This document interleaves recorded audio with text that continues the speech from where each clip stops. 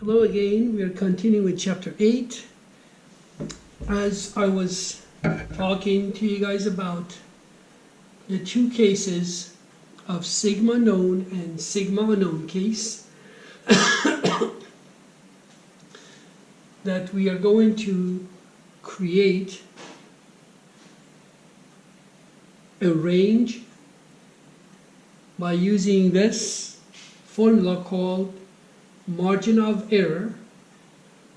If we have the sigma, we call it sigma known. If you don't have the sigma, we call it sigma unknown. Then we use standard deviation of the sample. And then we use a t-distribution table. This is a different table. I'll talk to you guys about this in a later time. Now let's go back and talk a little bit about this sigma known case.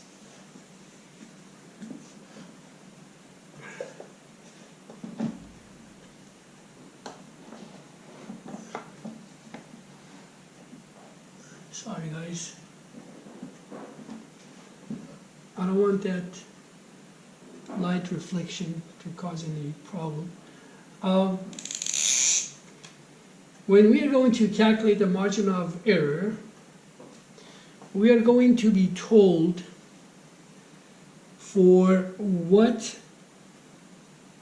level of the probability. For example, back in chapter 7, we had to calculate the z, if you guys remember, then go to the z table, find the area, and then we would interpret that part as we are 80% sure that our sample mean is going to be within that range of the population mean. In this case of the interval estimation, we are told at the beginning for what level of probability, or the probability is given to us. For example, if we want to be 95% sure, so opposite to the one that we did in chapter 7.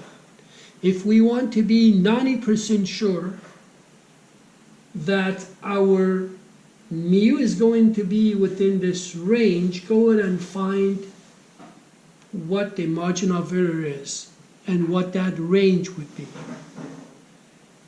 Those probabilities that are given, they are called level of confidence or confidence level. Practically in industry, there are 3 confidence levels that are a lot more popular and used than any other confidence level. One is 90%, the other one is 95%, and the other one is 99%. For example, the problems that we're going to solve, they're going to ask us for 90% confidence level. That means for 90% probability, or 95% confidence level, or 95% probability. That means if we're going to be 95% sure, then what is 95% sure of what? 95% sure that the mu is going to be within this range. Then what confidence level do we have? What margin of error? What margin of error should be in order for us to be 95% sure that the mu is going to be within that range, or 90% sure, or 99% sure. Now for 90% or 95% or 99 or any other percentage of the probability or confidence level, 80%, 85%. This is like doing the problem that we did in chapter 7 backward. In chapter 7, we had to calculate a z, Then we have to go to the table and find the area. In here, they have given us the area. These are the areas, the percentage on the Z table. Then we have to go and locate this area on the Z table and read the Z that is corresponding to that area, but calculate that alpha over 2 as well. Okay? So Z sub alpha over 2. I'm going to go ahead and talk to you guys about how to find the Z sub alpha over 2 for 95%. Okay? I'm going to go ahead and do this in here, and this is very important, because if you don't get this part, you won't be able to do any other problems, not only in chapter 8, neither in chapter 9 nor in chapter 14. So I'm going to go ahead and show you how to find that Z sub alpha over 2 for 95%. Okay? If we're going to be 95% sure, that means our alpha is going to be what? 1, this is, yes, area is 0.95, 0.95 minus 0.95, so our alpha, that's equal to alpha. Alpha is going to be equal to what? 0.05, right? Right here. This is going to be our alpha. Okay? Now we want to find Z that belongs to half of the alpha. So first we have to find the alpha. Then half of the alpha is going to be what? This is going to be, let me do this in a different graph in here. So now half of the alpha is 0.05 divided in half, that's equal to 0.025. If this is 0.025, this area in here is what? 0.975. Now we have the area which is 0.975. This right here, the Z value that is right there for 0.975 is going to be the area, sorry, the Z value in here is going to be the Z related to this 0.975, or Z sub alpha over 2. Okay? I'm going to go ahead and go to the table. And I do locate 0.975. For 0.975, I have this black mark. For 0.975, I don't know if how close, how good you can see this. 0.975, that's 0.975. If we go up, it says 0.06. Okay, and then if you go across, it says 1.9. 1.9, this is under 0.975. I would like for you guys to use the table. Across from 1.9, 0.975, then all go all the way up, that's 6. So the Z is 1.96. So Z sub alpha over 2 is equal to 1.96. So now we have this 1.96 for the Z. Our formula, Z sub alpha over 2, sigma over square root of n. Normally, n is given, population standard deviation is given. We find the Z based on the level of confidence from the Z table. Sub alpha over 2, this is how we find that. Then we plug all those values into the formula, and then we have the X bar also given. Then we'll be able to create the the interval. All right? Now there is an example in the book on slide number 8. You guys see the formula, and they are explaining to you what x bar is, what 1 minus alpha is, what z sub alpha over 2 is. Slide number 8, old PowerPoint, chapter 8. Now, there are some concerns about the sample size. You know that we always said that the larger the sample size, the merrier. The larger the sample size, the more realistic answer we're going to produce. And the slide number 9 is talking about what sample size is adequate. What sample size is considered as large sample size. Those of you remember back in chapter 6 and 7, we always assume in this chapter that we are dealing with adequate sample size, because adequate sample size means that we are dealing with a normal distribution sheet. So that is our assumption. So in here they start talking about having sample size equal to 30 or 50 or 15, but whatever sample size that we are dealing with in this course, we assume that they are all adequate and they are all large, and therefore we can treat them as normal distribution sheet. There is an example in here. The interval estimate of population mean sigma known. Example, discount sounds. Discount sounds has 260 retail outlet.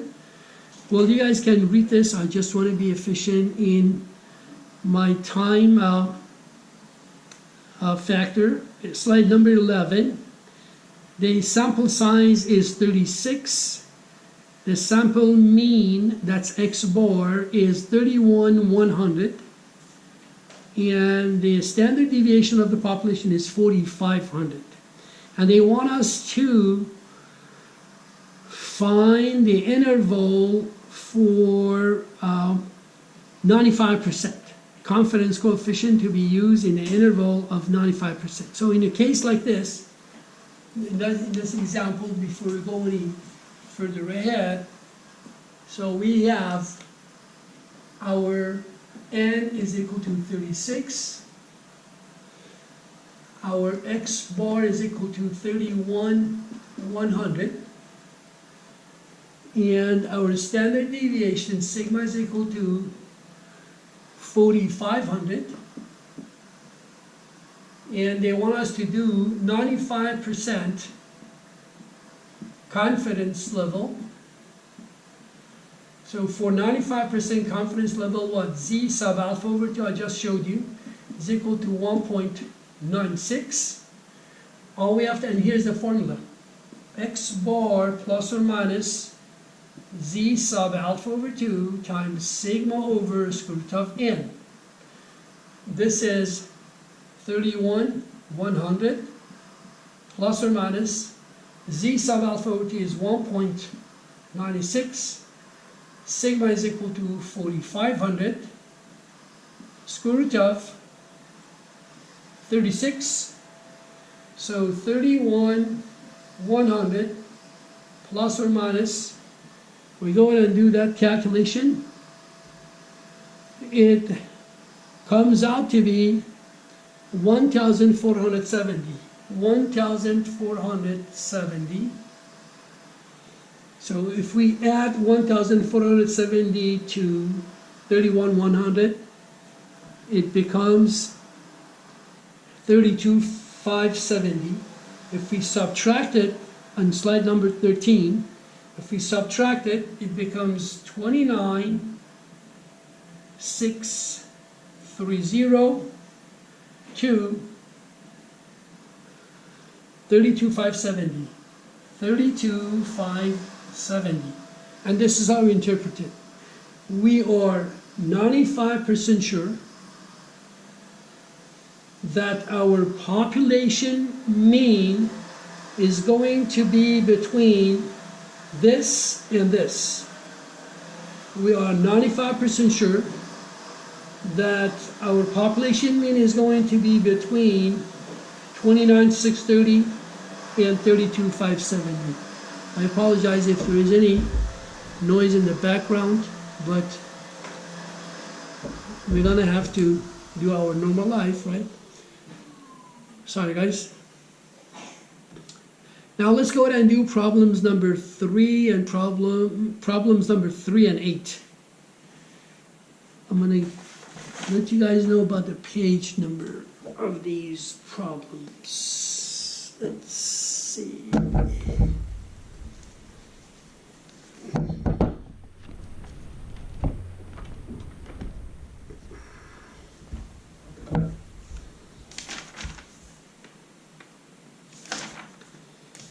Chapter 8.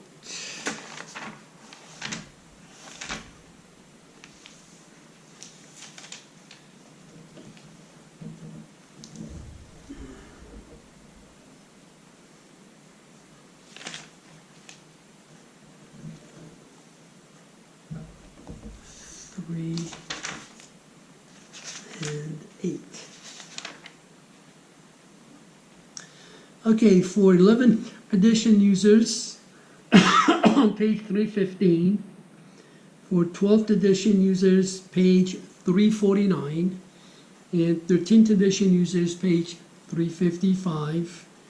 So I think I'm going to go ahead and do number 3 and then stop because my 20 minutes is rapidly finishing. On problem number 3, a simple random sample. Wait a minute, problem number 8 is not the same. Okay, let's see if we can do problem number 7. Okay, well, let's just do problem number 3 now. Simple sample of 60 items. So n is equal to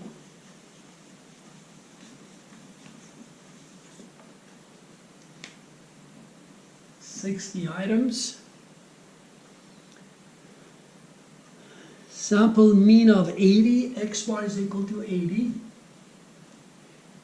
The population, the standard deviation is 15. Part A, compute 95% confidence interval for the population mean. So for, this is part A. Part A, for 95%, z sub alpha over 2 is equal to 1.96. So we have the formula x bar plus or minus z sub alpha over 2 times sigma over square root of n. If you want to know why do we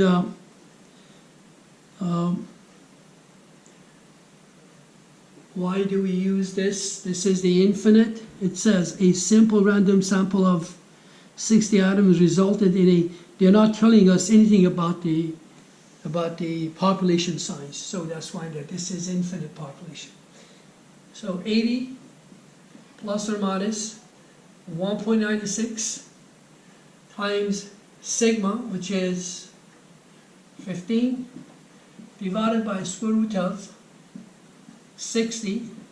So this is going to be 80 plus or minus 2.68, plus or minus 2.68.